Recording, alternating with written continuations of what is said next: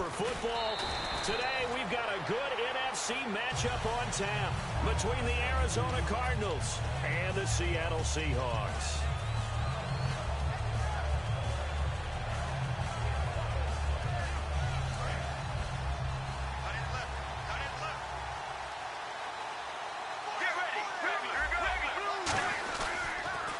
They'll run for the first time with Johnson.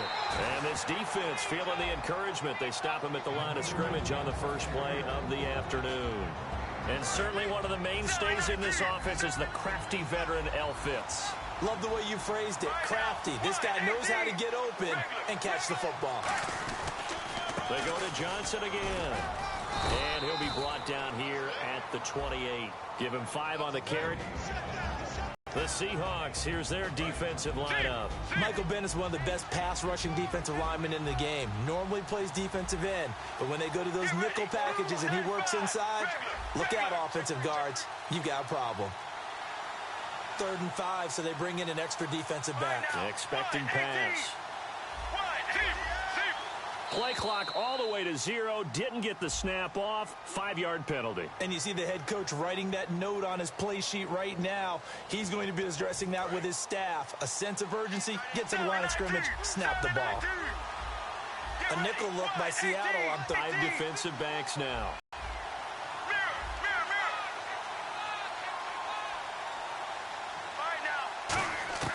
On 3rd down, Palmer.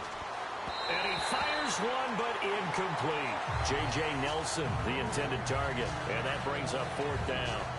Well, no second guessing the call here. It was 3rd and long, so throwing the football was probably the smart play to try and pick it up. But they don't get it, and now the defense goes off the field feeling pretty good about themselves, gaining some momentum as they force them into a likely punting situation. He gets this away. It's a good one, drawing toward the sidelines. And the punt goes out of bounds. Where will they put it? They'll put it just inside the 45-yard line.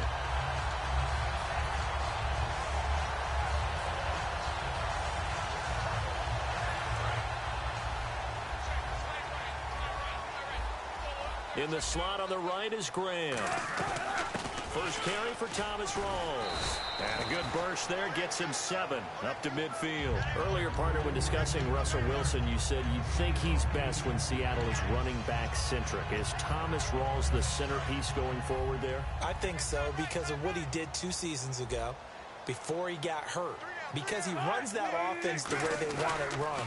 One cut, downhill, get upfield, and Thomas Rawls is perfect for that. If he stays healthy, that allows Russell Wilson now to throw the play action, to bootleg passes that really hurt other teams defensively. And Rawls has youth on his side, just 23.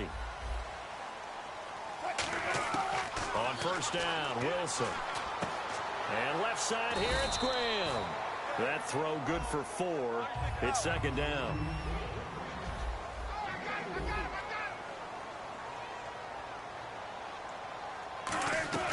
On 2nd down, Rawls. And he's going to get it down to the 33-yard line here. They get 9 out of that one, and as a result, the drive continues. That's a good, nice, crisp run for a 1st down. I wonder if the defense might have been loosened up a little bit, maybe anticipating a pass instead of the run that they got. Back to the ground on 1st. Again, it's Rawls. And this carry not as productive. He's swallowed up at the line of scrimmage. No gain, and it's 2nd down. On 2nd down, here's Wilson. And the catch is made here by Tyler Lockett. 8 yards on the completion, but now they face 3rd down. Never make the mistake that the slot receivers, especially the little guys like we're watching here, are just quicker than fast. A lot of them combine quickness and speed, and they catch a lot of footballs, as we just saw there. That'll make it 4th down after a loss of 1. The field goal unit's going to stay put on the sideline. They're going to go on 4th down here. 4th down. Here's Wilson. And this is going to be caught. No, they say it's incomplete. The Seahawks go for it but can't convert. And the Cardinal defense is going to get the football back. So the ref takes a peek here, wants to see if the receiver had possession and both feet inbounds. If this were a college game, this would be a legal catch. It's the 2nd foot that they're looking at to make sure it gets down. You have to have 2 inbounds in the NFL. Let's go, let's go. 1, 18. Sally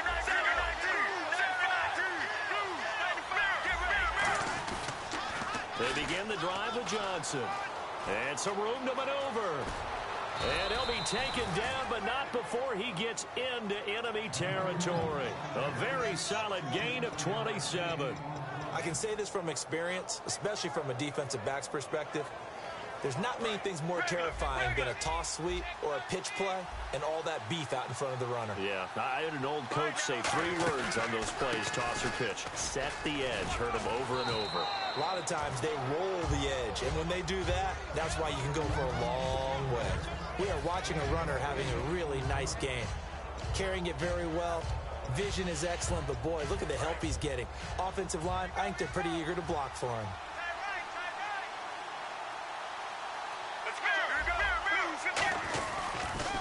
A first carry now. This is Johnson. Room here to run. And he's going to get this inside the 30. They give him 13 yards there on the play and a fresh set of downs. How many times do we say in this game that speed kills, and it does it in so many different ways? In this case, you got a back who's quick and shifty, can make moves, make people miss, but also gets to and through a hole before it can close down. That's some of the benefits of that speed, not just outrunning people in the secondary. That led to a really nice game. Screen play, Johnson. And he'll be a couple yards shy of the red zone here at the 22-yard line.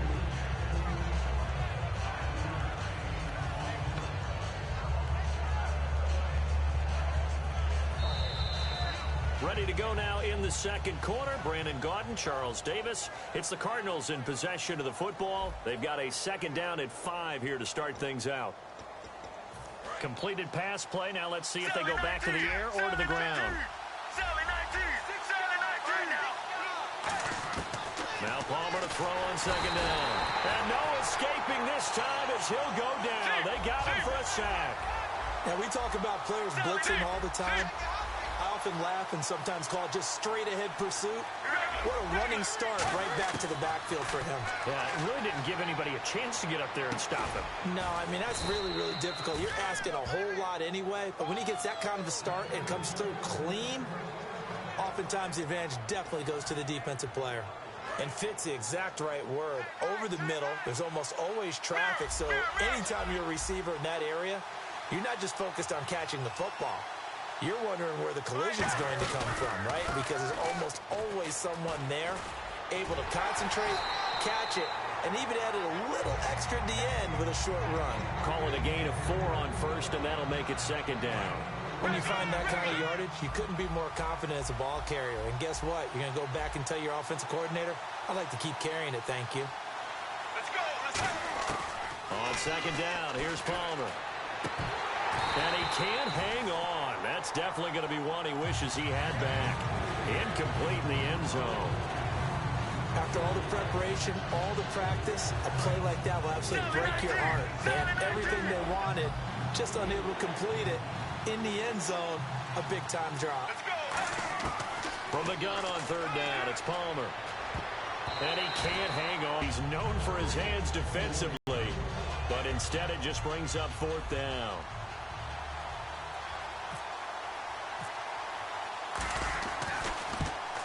And Catanzaro's kick is right through, and the Cardinals have the first points. It's 3-0.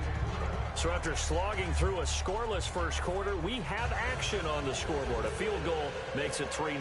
Well, with these two offenses, we weren't going to stay 0-0 forever, were we? I'm not sure that this opens the floodgates, but I doubt that's the last scoring we're going to see. Fielded about a yard deep. And he'll take it back to about the 19-yard line. The Seattle offense now set to come back out on the field. And on the last drive, they were in field goal range. They just opted not to kick it, didn't get it. How does that change the mentality this go-around? I don't think it changes much for the head coach because this is what he preaches all the time. Attack at all times in any spot on the field, and he likes touchdowns, not field goals. Now, your field goal kicker, you've got to make sure you nurse him through and say, okay, don't worry about it.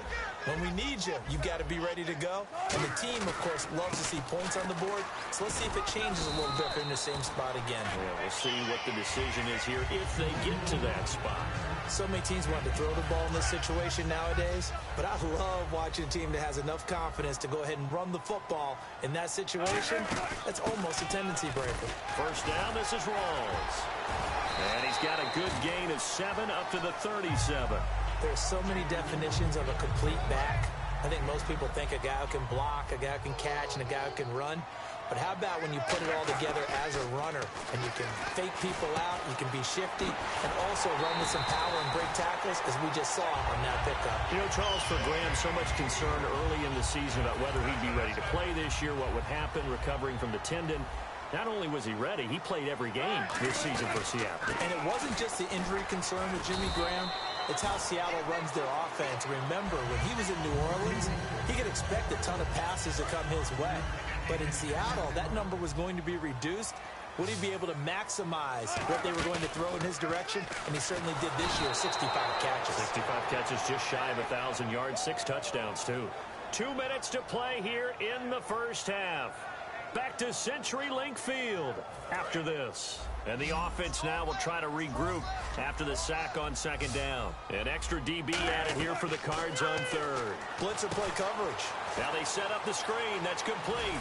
And he'll go down shy of the 40 at the 41. They do get 12, but they'll be marked short. And that leads to a fourth down. I wonder what was going through his mind when he got the play call. He just got sacked on the previous play. He knows they're coming after him again. A little bit of guts to stand in there, take the hit, and successfully complete the screen pass. Really well done.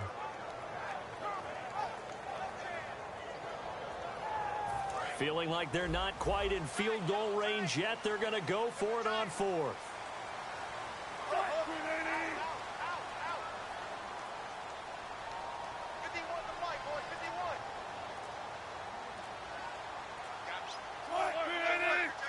They come out here in the eye. Here we go with Rawls. And they went the wrong way there. Losing yardage back at the 43-yard line. Arizona getting ready to go as they take the field. And last time they got 3 points, but it was a chip shot field goal. And when you go to the sideline after a chip shot field goal, maybe the offense not too happy. It's a balancing act, isn't it? Because you're exactly right. They're none too pleased that they didn't punch it in for 6 points. But they also have to remember they did put points on the board. 3 points is 3 points. And in this league, you take points when you can get them. Not easily done. Hey, I wanted to sneak this in. Overtime in the Super Bowl. First ever, by the way. Some folks after were having the discussion, do they like the college rules for overtime better? Should each team at least get an offensive possession? What do you think? Now, how deep are you talking about the college rules? Because I don't like the college overtime because it feels gimmicky to me. Because it's starting from the 25. Yeah, it's not real football. But you're talking about make it equal. Should each team at least get a possession? I am so old school, Brandon. I liked the original sudden death. Okay? Coin flip. One team gets the ball, one team doesn't. You have a chance to stop them on defense. If you don't do that, so be it. That's just me. But in this situation, I do like the tweak the NFL made. If you go downfield and score a touchdown, that's your ball game. If it's a field goal or less, then the other team gets a possession. I think that's more than equitable. But for me, bring it back to the original sudden death. Man, you are old school. I do think at least it should be a touchdown. A field goal should not decide it on the first possession. And now they're in the hurry up. On second down, Johnson. And he's going to take this one down to about the 23-yard line. Now whistles come in. We're going to get a timeout here by the offense. It's just their first, so they'll have 2 remaining here before we get to halftime.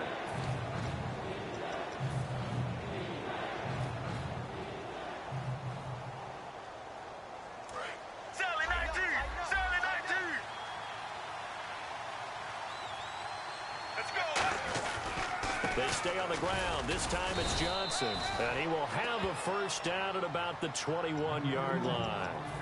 Now hold everything here. We're going to get a timeout by the offense. So that means they're down to 1 remaining here as we head toward halftime. So it'll be first down here after the run. They come out here in the eye. Here's Palmer to throw. And that is caught. Touchdown, Cardinals. J.J. Nelson as the first half is winding down. And the Cardinals will extend their lead. And that'll give them a 2-score lead here, but I'm looking ahead. They just want to hold it for the final moments here in the second quarter. They don't want to give up anything on the other side. No, not at all, because if they don't, it almost had the feel of an imposing their will score. And right now, they want to make sure they keep that and carry it into the second half.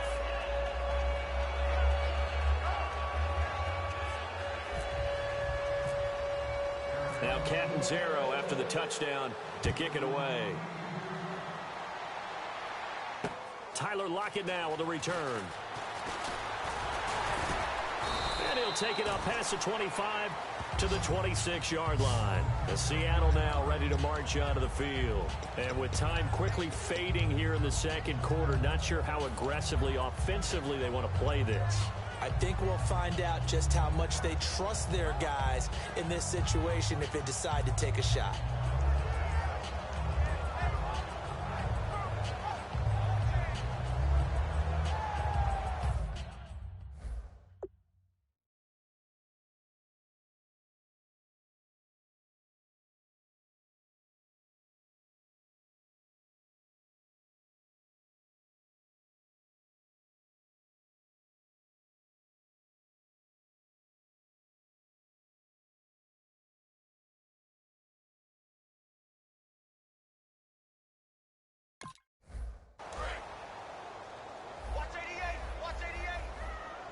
They come out 5 wide, 3 of them to the right side. Now Wilson. He's going to float this over the middle, deep. And this is incomplete with a clock showing just 3 seconds left. One thing I know from experience is that when the deep ball is thrown and you're the defender, you've got to fight that little bit of panic that emerges. You've got to play the ball really well. It's a 50-50 jump ball play. And guess what? They took a shot. How are you going to win it? And in this case, they managed to get it done. He's going to let it go again. It's incomplete. Took a shot, couldn't connect. Time for a break. We've hit halftime. 2 quarters down, 2 still remain. We step aside. This is the NFL on EA Sports.